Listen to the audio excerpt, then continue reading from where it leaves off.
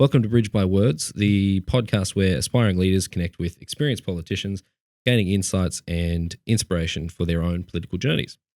Today, I have the pleasure of sitting down with State Representative Tim Reed. That was a very vague introduction there, but is there, in your own words, how would you best describe? How do you best describe yourself in your own words? Sure. So I'm the state MP for Brunswick. I'm with the Greens. Brunswick, sorry. Yeah, I should have said that bit. Yeah. I've been in this seat now for just over 6 years. I was first elected at the end of 2018 and then re-elected in late 2022. And the Greens vote has been rising gradually in the inner city over the last 20 years. Mm-hmm. And so in 2022, we won 4 lower house seats, all clustered around inner Melbourne, and 4 upper house seats. Mm-hmm. We just lost the seat of Paran in a by-election, but that's another story. Yeah, there's a bit of drama there, but that's fine. That's not what this is about. Before I was elected, I was a doctor working in medical research and seeing patients, specialising in sexually transmitted infections, including HIV. Mm-hmm. And so I had a very interesting job, very challenging and really enjoying it. But I got progressively more interested in political issues as I was getting older and more concerned, particularly about climate change. And I had a couple of goes at getting elected before finally being successful in 2018. So you describe yourself in that way? Yeah. Yeah. So what were some of the things that, we're probably jumping ahead, I guess, but no, we'll just do that. We'll stick to the rhythm. So what was it? What were some of the things? Is it just climate change that drove you towards wanting to get more involved in politics, or is it is there anything else, or is it? Sure. If we go back a bit, even when I was a medical student, I was learning about all the damage done by smoking, and smoking was a lot more common when I was a medical student in the 1980s. Mm-hmm. And we had tobacco advertising everywhere, big cigarette billboards and so on. And there was a campaign which was largely doctors, med students, health workers who were spray painting health warnings on cigarette billboards, often quite humorously rewording the captions on the billboards and things. Yeah. And I got involved in that and in other campaigning against cigarette advertising. And the then Kane Labor government moved to outlaw cigarette advertising progressively in the state of Victoria. And Victoria actually led Australia in this. Yeah. So that was my first taste of politics. I also, when I got involved in HIV medicine, was interested in the fact that my patients who didn't have Medicare cards, and I had quite a few, who'd come from other countries, had HIV, couldn't get affordable medication for their HIV. They had to spend over $1,000 a month on their HIV medicines. And so I worked to obtain medicines, not strictly legally, for these people. And that got me particularly interested in the various political structures, local and global, that were restricting HIV medicines basically to people who had a wealthy healthcare system that would pay for it. Okay. And it's now possible to get these medicines in Victoria if you don't have a Medicare card, but it's taken a long time to achieve that. Was that a policy thing, or what? It was a policy thing. The government had to decide to fund it. Yeah. And it took 20 years longer than it should have, but finally it's happening. Well, so regardless of Medicare status and all that sort of That's stuff. Right. It's a life-saving drug, or absolutely. Yeah. And there are a lot of people in Australia who don't have Medicare. They could be visitors, people on working visas. Mm-hmm. There'll be 1 or 2 illegal immigrants.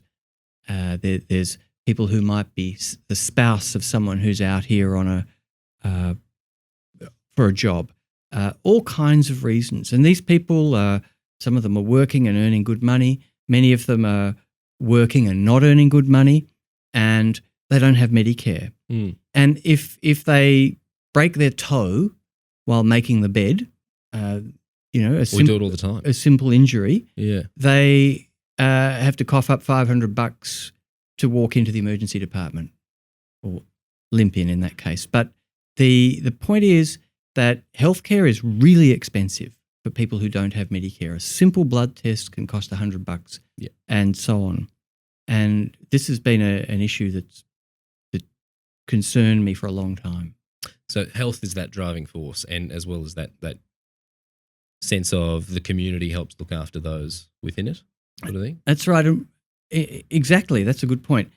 Whether it's the effects of tobacco and tobacco advertising, whether it's the difficulty in supplying healthcare to people without Medicare, and most recently climate change, the impression I've formed was that politicians weren't very good at listening to evidence, listening to science, looking at what was going on and responding in a compassionate way. And that's driven me to become progressively more politically involved. Yeah, like that humanizing level is sort of not there on a political level, or wasn't. Maybe it is a bit more today, but look, at the time when you started you're getting more right. You're involved. right. I think there's always been a lack of compassion in government. That, and maybe I should rephrase that. I think that there's often a lack of compassion in government. Often it just means that it takes a long time for government to be persuaded to have a compassionate response, whether the problem's accessing healthcare or preventing illness. It takes a long time for governments to take actions which, particularly if they interfere with business and other people's ability to make a profit, that's often the factor that delays action.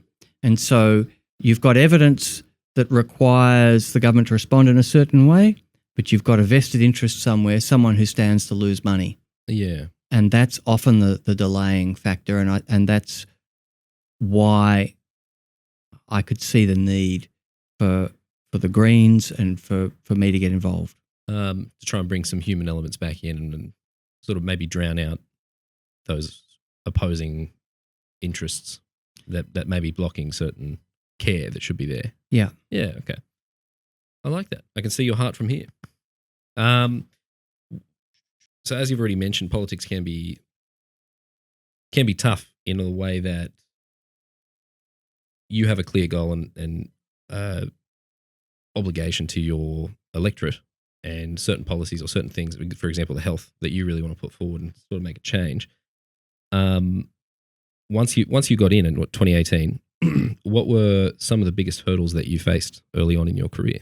After I was elected? Yeah, once you started getting in and starting to get more involved and help make a change on the political front, from the top down, I guess. So there are lots of hurdles, and I'll just dot point a few quickly. The first, take your time.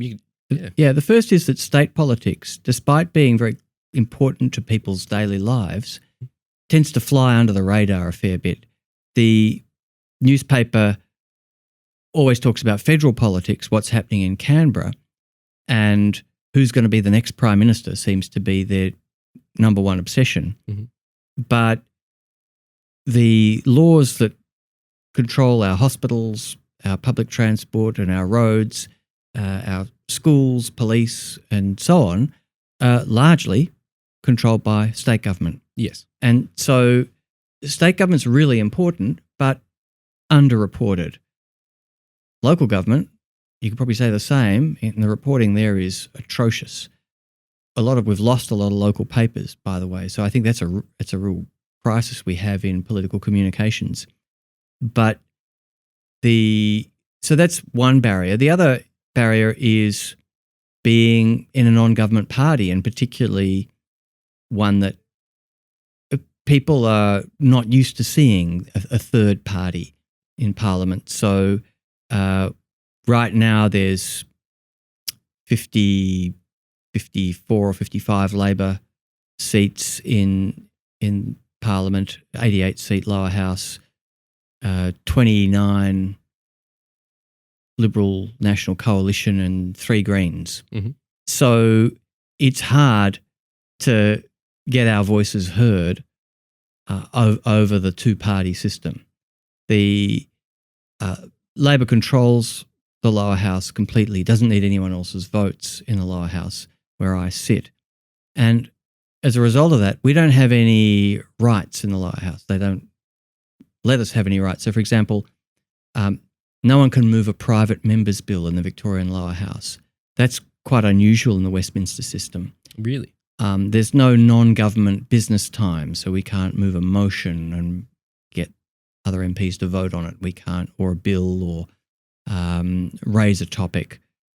We do have some speaking rights, so we get, typically the Greens get 1, sometimes 2 questions a week in question time per sitting week. We get other little speeches like members' statements or constituency questions. But if I didn't turn up to work in the Victorian lower house, nothing would really change. Mm-hmm. That doesn't mean I have no influence, but it means I have to make that influence. Right. And so we might take a snippet of a speech I've made and put it on social media. We do things to try and get some media coverage and to email constituents and to try and tell people what's going on in state parliament. We often have to work around the media. Sometimes we can work with them. But it's not just communicating with my constituents. It's the fact that if I want to get anything achieved in Parliament, I've really got to work through the upper house where the government doesn't have a majority. Mm-hmm. And therefore... Or it seems a bit more representative. So in the last term of Parliament, my office produced about 4 private members' bills. In the upper house? And they were all tabled in the upper house or introduced into the upper house. One of them even passed the upper house. All the other parties agreed and voted for it. This was a bill to increase the powers of our Anti-Corruption Commission, IBAC. Yeah. And that passed the upper house, but obviously was defeated in the lower house where Labor has the majority. So the government control of the lower house is a real barrier to any third party. The opposition has party status. We aren't given party status, and so on. And I actually don't think it would be much different if we had a Liberal government. I'm not suggesting that this is a uniquely Labor problem. I don't think it was any better when the Liberals were in power. Mm-hmm. I wasn't there at the time, but I think that's the case. What are some other barriers that I have? Guess more on in your career personally. Yeah. I might just go back to before I got elected, because there's a period of time when you're trying to get elected. Yeah. And that takes a lot of time. That's definitely the first hurdle. And you commit a decent chunk of your life to trying to get elected. You've got to decide, how much of my money am I going to spend on this? You've got to decide, am I going to go to these events every night of the week? Am I going to not leave Melbourne for a weekend? Am I going to commit all of this time out of my life and then quite likely lose? Yeah. So, it's not as if you win. So I ran for federal parliament in 2013 when I was doing my PhD. Doing a PhD gives you a bit of flexibility with your time, and I was able to do that. Probably would have been a better PhD if I hadn't run for federal parliament. Didn't win. Yeah. Didn't really expect to win, but so I managed my time appropriately. 2014, I ran for the seat of Brunswick. Didn't win.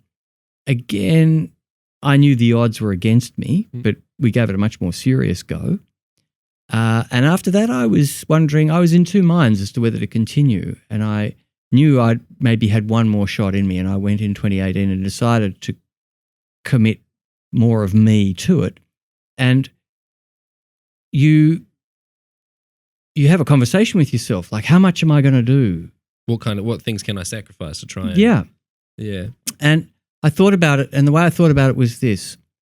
I want to do so much that if I lose, I won't kick myself for not having done enough. Right. Don't lie to yourself. Give it all I've got, but also I don't want to cripple myself. I don't want to burn all my bridges, leave my job, ruin my family life, lose my savings. So that would be too much because I might lose. But I don't want to equally do so little that I would regret it if I just missed out by a few votes. Yeah. So I put, some money and a lot of my time into it and worked very hard for 12 months and won by just a few hundred votes. So I probably didn't overcommit. Yeah. It's hard, of course, to know, and in the end you'll always end up doing too much or too little, but it's a tough conversation you have to have with yourself if you're going to run seriously for Parliament. So that was sort of the first hurdle, getting in. Yeah. So we've discussed a little bit about the problems faced by a minor party in getting heard, and in particularly in the lower house. Mm-hmm. I think there's another problem which maybe affects some people more than others, and that is it's really hard to know what issues to pick up and run with and what issues to say, no, I'm sorry, I can't help with that. Irrelevant of the party, just you as a representative of your People community. are coming to me all the time with all sorts of worthy and often distressing issues that need help. And it's not just social work like putting them in touch with a housing provider or something. We get plenty of that too. But, there are lots of problems in Victoria that need fixing, but I can't fix them all. Yeah. And there will always be lots of problems as well, and so people are coming and saying, we don't hear you saying enough about X, insert issue here. And given the amount of time in the day and the amount of demands, in the end, we do have to focus. Because if I don't focus, then I'm ineffective on everything. It's, sorry for swearing, but what's that saying? It's just like don't half-ass many things, whole-ass one thing. So you've got to try and pick a small number of issues. Yeah. But also maybe striking that balance of something that can actually have a real impact. There'll be issues and it might help 30 people here or 40 people there, but if there's something that can help hundreds of people I heard a quote about this. Yeah. And forgive me, I can't remember who said it, but you've got to pick an issue that's small enough to be achievable and big enough to be meaningful. And I think they're both important in a way. Small enough to be achievable doesn't necessarily mean it has to be a small issue, but something that you can achieve or that could realistically be achieved. Yeah. The other thing that we find in the Greens is that we fight for a whole bunch of things. We tell people what we're fighting for, but we don't know what we're going to get because we're not the government. Yeah. And then also you said before there's less influence towards, because Labor has a majority and there's limited time to speak. Yeah. But sometimes the government suddenly announces something and they never say thank you, Greens, for doing this. They just announce it. They say it's time, we're going to do this. And so sometime in the last term of Parliament, I could be a year or two out, but say 2020, 2021, the government announced it was going to bring in a container deposit scheme. That's 10 cents for bottles or cans. Yeah, there's those blue containers you see everywhere. These boxes that you can put them in around the place. We had 2 or 3 private members' bills in the Victorian Upper House to establish a container deposit scheme over the previous decade. It was one of our signature issues that we campaigned quite hard on. And we'd actually done nothing on it for a year or two in that previous term of Parliament when suddenly the government announced it. So there was, no, thanks, Greens, we've decided to adopt your policy. But had we not been campaigning so hard, I very much doubt that we would have seen it or seen it as soon as we did. So I think we can take credit for that. That's just an example of one thing that we can take credit for, but which unless we jump up and down and make a lot of noise saying, hey, we fought for this, people don't realise that that's a result of our campaigning. Be proud. It's a good idea. Absolutely. Yeah, So we do try and celebrate our wins. I think the point I was making, though, is that when we're out there doing our work, we had no idea that on Tuesday next week, the government's going to announce a container deposit scheme. You've got no idea that this win is coming.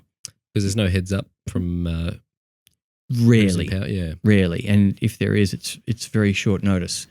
So that was something that took at least a decade of work, if not more, and goes back to Greens who were in Parliament long before me, like Colleen Hartland, who was in the upper house, who championed that cause. At the other extreme, we campaigned, again in the previous term of Parliament, we campaigned to stop making it compulsory to connect a home to gas when you build a new home. Yeah. So until very recently, if you built a new home anywhere within range of a gas main, it was a requirement that it was hooked up to gas. And given that gas is running out and gas is causing climate change. Very expensive, especially when we sell it overseas and have to buy it back. All of that. All of those, yeah. So it didn't make sense to make it compulsory. And the government said at the time that we announced this, in fact, I think we announced a private member's bill in the upper house to put an end to this. And the government was quoted as saying that that was a silly idea. 12 days later, the government announced that it was going to put an end to compulsory gas connections. It's rarely so swift and rarely so easy to claim victory, but that was one case. In fact, the government went one step further and said, and as of 1st of January in whichever year, it was last year I think, you won't be able to hook up a new home to gas. At all. Yeah, a newly constructed home can now not be connected to gas. I think there are quite a few loopholes to this, and it only applies to homes, not businesses, and so on. Nevertheless, it's a great step from the government, and they deserve credit for that.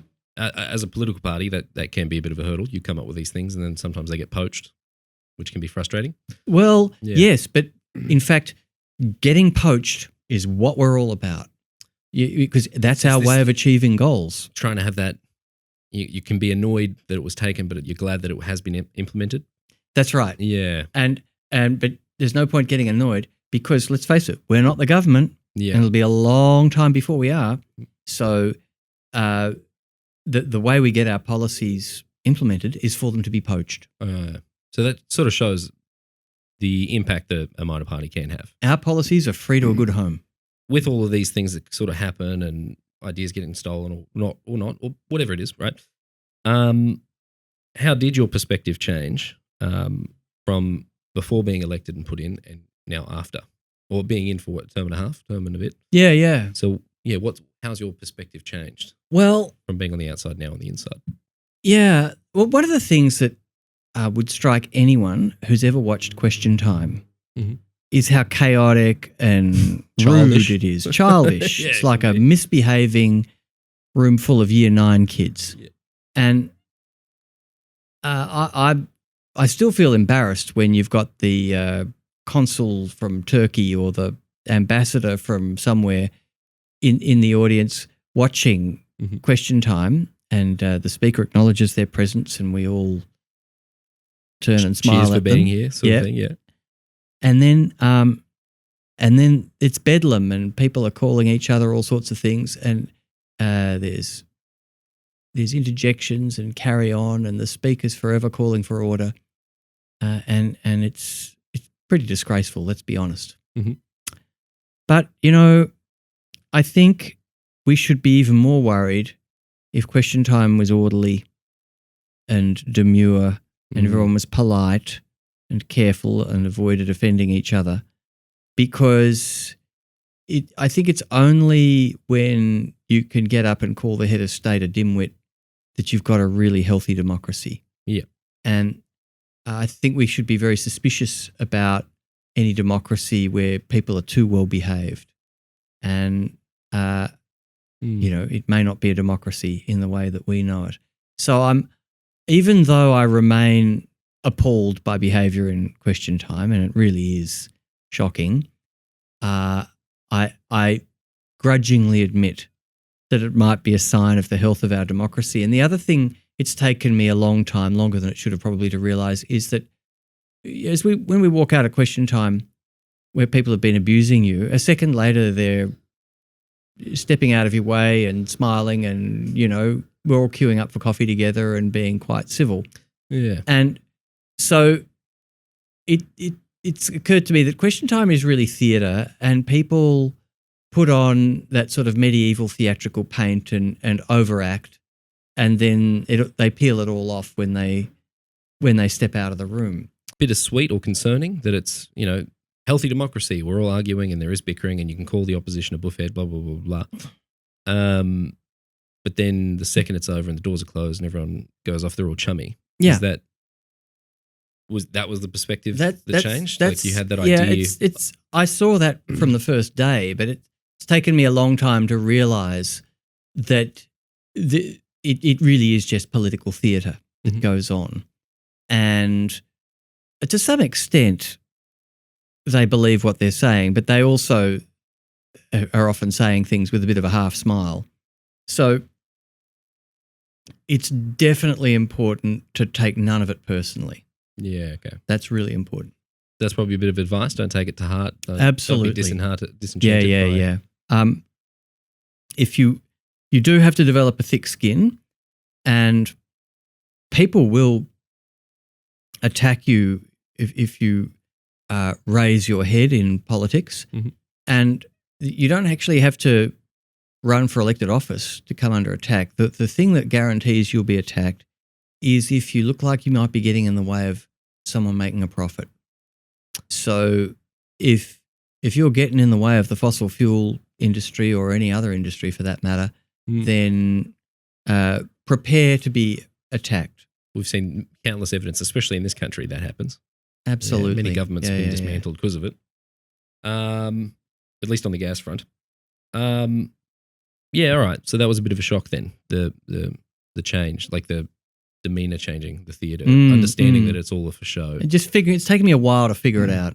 You enjoy taking part in it though? I do now. Yeah. It, again, took me a long time. I still get nervous when I stand up and to ask a question, but much less nervous now that I realise what's going on and now I kind of understand the whole point of it a bit more, and that people are, to an extent, overacting. Yeah. So I'm much less alarmed by the whole thing, which is still kind of blood sport. Well, they're easily snippable. They're great to see online when you see people. Yeah. We've covered a lot of things so far. What's a leadership lesson you had to learn the hard way? I think I learnt this during the lockdowns. You get a lot of people writing in complaining about all sorts of things, but there was no question we got a lot of correspondence, unhappy correspondence, angry correspondence, when the state of emergency declarations were made and the government set about dismantling pretty much our entire economic system. And so I broadly supported what the government was doing. I had plenty of quibbles with details of it and remain permanently puzzled as to why we closed the New South Wales border for so long, given that there was, even after COVID had taken off on this side of the border, we weren't keeping any out. But, we can quibble about details, but the broad principles behind what the Chief Health Officer and the government were doing, I supported.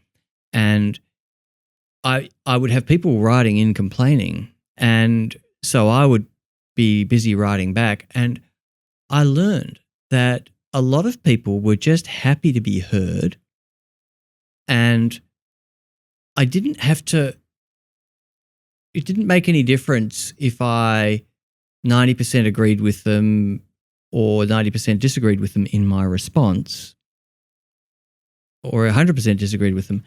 I didn't need to – it didn't seem to make any difference to their response whether I bent over backwards to try and please them or not. I realised that, in fact, people respected that they got a reply. They Mhm. respected that they were being heard.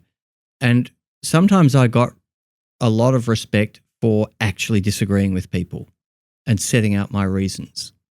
So don't get me wrong, most people were grumpy that I disagreed with them, but you often would get some grudging acknowledgement that, okay, well, thanks for listening to me and, thanks for the dialogue kind of thing.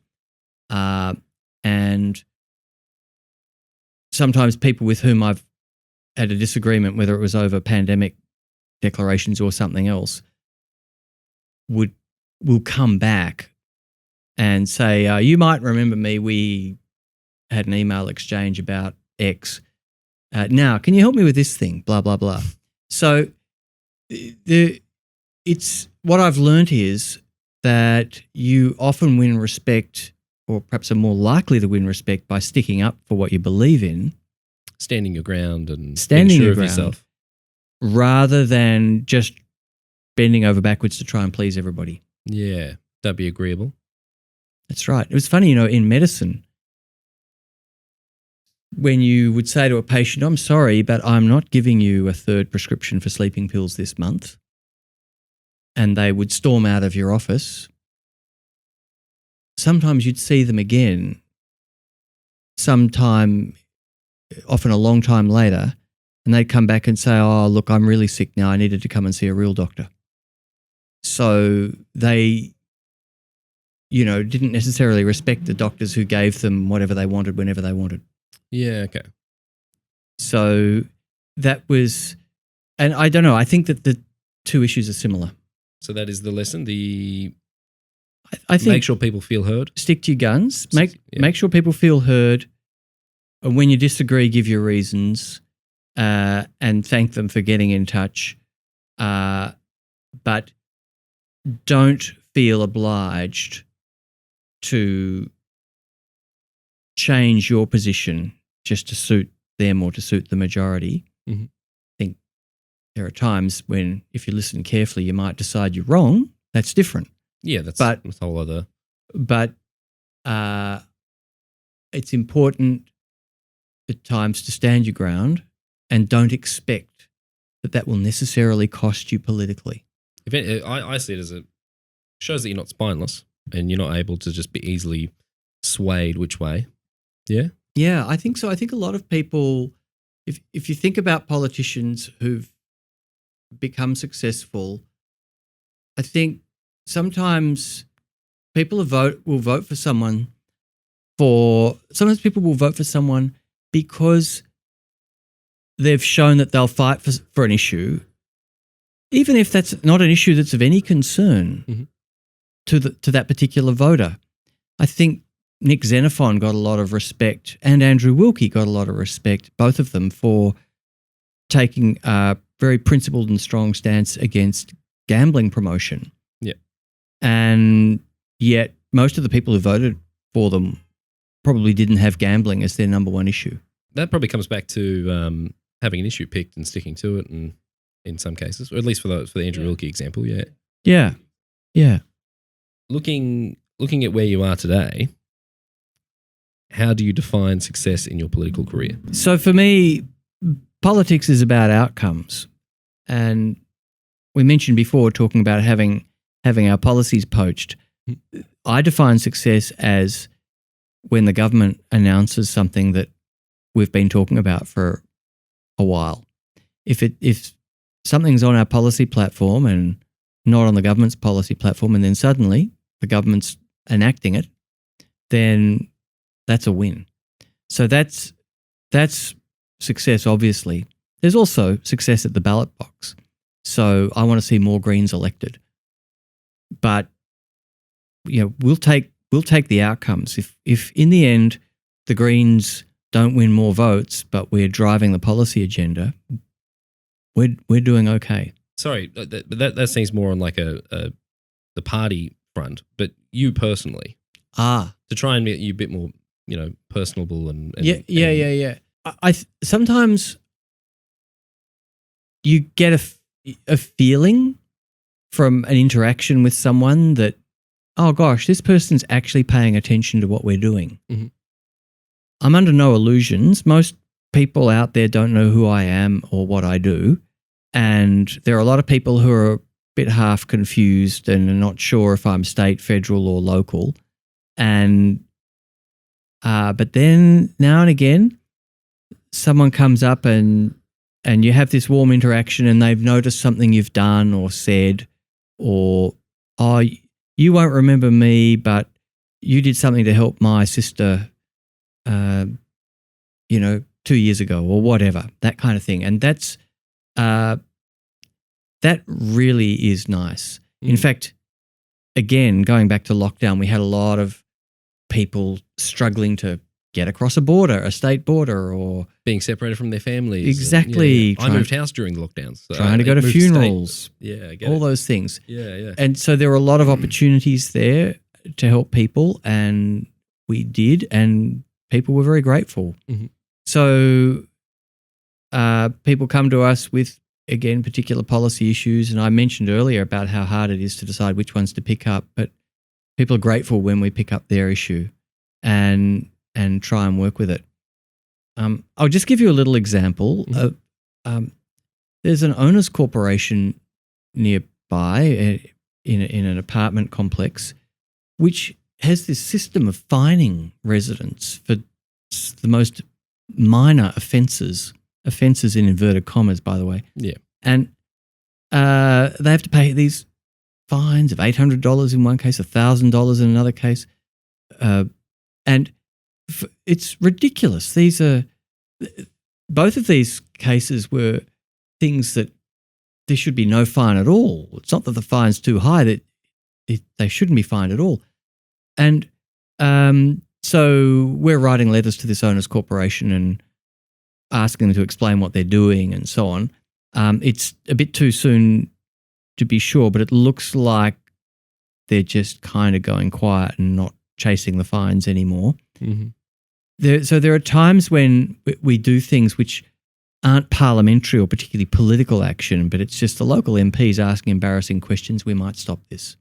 Yeah. And that's when you can help people in that way, that's really rewarding. Stopping a bully. Yeah. Yeah. As for this example, yeah. What were some of those infringements? Something small, or you can't talk about? No. Just like moving out of the apartment complex, you're supposed to hang curtains in the lift to not damage the lift, right? Yeah. $1,000 fine for not doing that. Right. Despite the fact that the lift wasn't damaged. It was going to cost them $300 to hire the curtains, and they couldn't afford it, and they're renters moving out. I mean, half of my electorate are renters. Yeah. And virtually every year the rent's going up, and they have to move to go somewhere else to be able to afford a place to live. Yeah. And you've got this owners corp just saying, a special levy of $1,000, thanks, for not hanging curtains in the lift. It's bullying, it's exploitative, and it's completely unjustified. Are there any misconceptions about political leadership that you wish you knew before going in? We've probably already covered that, but in some aspects. But look, I probably thought that major party politicians would be a little bit more responsive to having a sensible conversation than they are. Mm-hmm. I think I harboured this misconception that if I could just sit down with a minister and explain something, that they'd go, oh, yeah, and then they'd get it. But I've had a few of those conversations, and there's no sign that they've got it. Oh, they may actually understand. It's hard to know, right? And just not want to help, or maybe they don't get it. Mm-hmm. It depends on the issue. But I've had conversations about various healthcare issues, about the need to do something about the rate of syphilis transmission in Victoria, for example, and they just don't seem to be doing anything. Yeah. And but they'll say they're doing something and point to something that's wholly inadequate. Okay. But looks good. That's a misconception that you're able to actually sit down with So fellow parliamentarians, yeah, regardless of the party. It's not, you're not able to change their mind, or is that the look, misconception? It doesn't seem to be. I haven't had a lot of success changing people's minds. Yeah. Look, I've had a few wins that way, but a good number of them on the fingers of one hand. I think that if you really want change, you've got to fight for it. You've got to, it's a numbers game. And making, I can't remember if I used this example earlier, but there was a by-election in Northcote in 2017 that Labor feared they might lose to the Greens, and you never saw so many Greens policies announced by the government in the space of a few months as when they thought they were going to lose the seat to the Greens. And we had caps on election donations announced. We had a plastic bag ban announced. We had solar panel subsidies announced, all sorts of things. And so looking like a political threat is definitely a way to get change. Yeah, okay, more impressionable than the conversation. Absolutely. Okay. What would be some ways you'd recommend in that route then, instead of trying to sit down and have the conversation? Well, you probably should. It's always best to try and resolve things as human beings in a conversation and discuss things. Yeah. But what are some examples of things that you've tried or things where you've seen action and you've made change that way? As the example of the by-election, but what are things people can do? Yeah. So most people will be familiar with some kind of single issue campaign that's out there. There's always people running change.org petitions about things. And that's a good tactic. Go nuts, use it. Don't expect it to work on its own. Yeah. A petition alone is often insufficient. It also depends a little bit at what level of politics you're talking. At local government, you're dealing with small electorates, and you could get a councillor to change their mind with a relatively small number of signatures on a petition, because that's significant. It's still a significant number in local government terms. Federal's the opposite. Yeah. State's somewhere in between. But numbers of signatures don't seem to move the state government. I think a petition alone is useful, but it needs to be combined with maybe trying to get some media. The petition might help you get the media, but this Labor government is probably more afraid of negative or unfavourable media questioning than of anything else. So use that. But it's hard to get the media, so getting a crowd helps get the media. So the petition and a crowd, maybe a protest. Some of the benefits of that. Maybe something that's very visual, good for TV cameras and so on. So you can start to see what are the things you need to do to get change, and whether it's a single issue or a broader range of issues, you'll see not just the Greens, but all parties employing these tactics to show that the issue is important, there's lots of people who want the change, and so on. There's a lot of effort that goes towards making crowds appear bigger than they are, not in literal terms, but just the sense that there's a lot of public support behind whatever it is I'm arguing for. Okay, you can't fully just rely on names on a page. That's right. Yeah. So, for example, that's why on the last Friday of the month, you might see 400 or 500 bike riders pedaling in a bunch along a road where they're campaigning for more separated bike lanes. Yeah.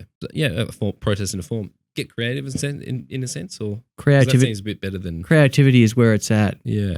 So I think something that captures people's attention in a space that's crowded with people trying to capture your attention, but also engaging the community and trying not to upset people, but get people involved. That's right, and showing people how they can get involved. If you care about this issue, you can help by doing this. So that's also important. How can young leaders or people starting out navigate the system while also staying true to their values? I think if you're looking at political representation, you need to decide whether you're going to do this as an independent or as part of a party. That's got to be an early decision. If you're doing it as an independent, then I think looking at what movements are out there that might support you. So there are the community independent movements that Ruth McGowan has pioneered, and for people who want climate action, there's Climate 200 funding out there and so on. So that's already sounding like I'm recommending something that's almost a political party. But honestly, if there's help out there, you're going to need it. It's very hard to bring about political change as an individual. Mm-hmm. Most of the political changes that we can think of that people had to fight for were fought for by large groups of people. And so if you want the benefits of having collective struggle on your side, kind of sounds like you need to join a political party.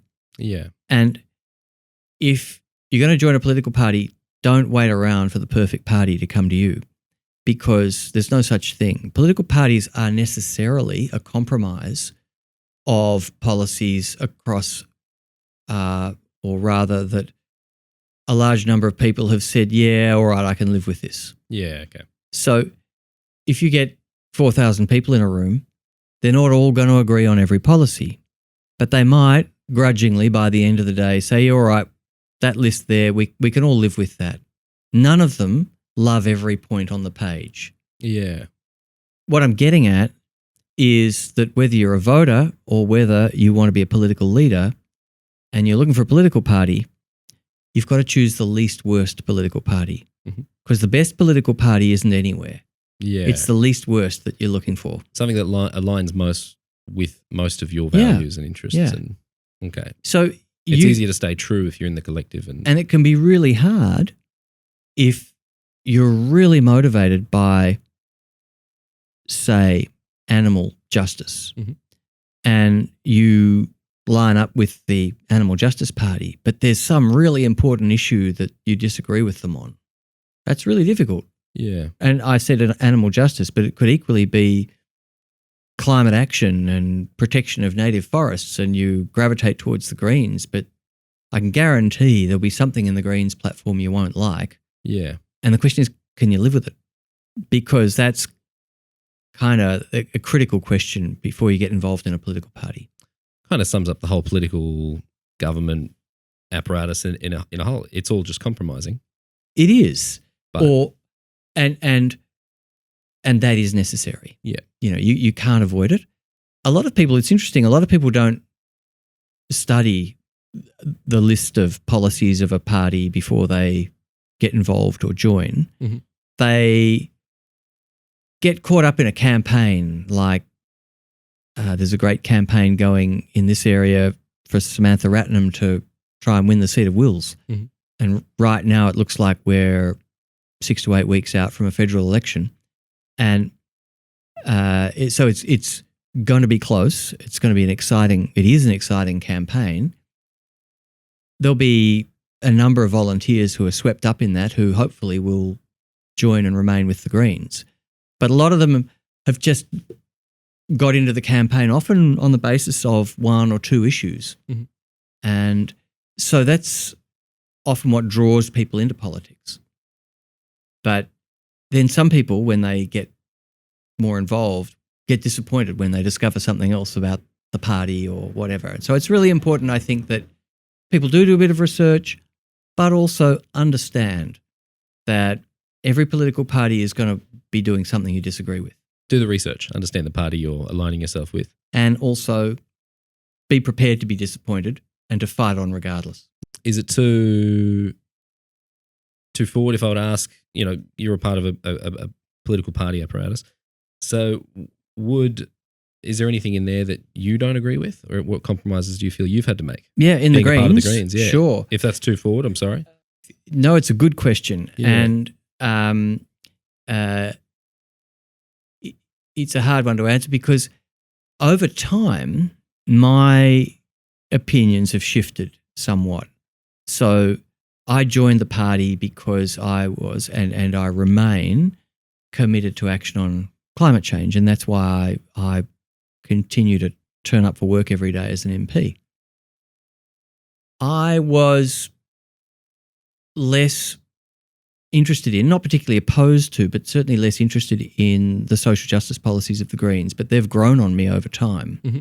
And now I'm deeply troubled by growing inequality, particularly housing inequality. And, when Samantha Ratnam was working, she was the leader of the Victorian Greens in state parliament, and she started talking about a lot of these issues. I was wondering if we were kind of overemphasizing this stuff. How bad the actual issue is. Or... I thought, this isn't really our natural territory and so on. But listening to Samantha, obviously she's pretty persuasive, but also looking at the evidence and seeing what was happening and listening to constituents here who are renters and I remember one young woman telling me her rent had gone up 30% and she had to move. So my opinion shifted in that case. I remember early on in my time in the party being kind of upset at the party's opposition to genetically modified crops. Yeah. Which was something I kind of disagreed with. But, I think our policy on that is largely motivated by the corporate behaviour around the marketing of the GM modified canola or whatever it is, and their very dodgy marketing practices, rather than an innate opposition to genetic engineering per se. It's not the science you're mad at; it's the corporate overreach behaviour. Yeah. Like those cases of a seed blew onto someone's farm and. Yeah, those corporations sued the farm for having it. Yeah, those sort of things. Yeah. So, I mean, I probably, and I'm sure if we went through the Greens policies, I could point out more to you that I'd like to change to either strengthen or delete, but it's in a sense not important. The overall direction of the Greens is one that I absolutely support, and I think that any politician who tells you they agree with 100% of all the detail in their party's policies just hasn't looked carefully enough, I would say, to be polite to them. So if you could go back to the first moment you considered entering politics, what is one piece of advice that you would give yourself and why? Yeah, that's a great question. I would probably say that there are stuff-ups in every election campaign, and there are, and you will make mistakes in every bit of political endeavour you undertake. But people mostly forget them, and they don't tend to make much of a difference.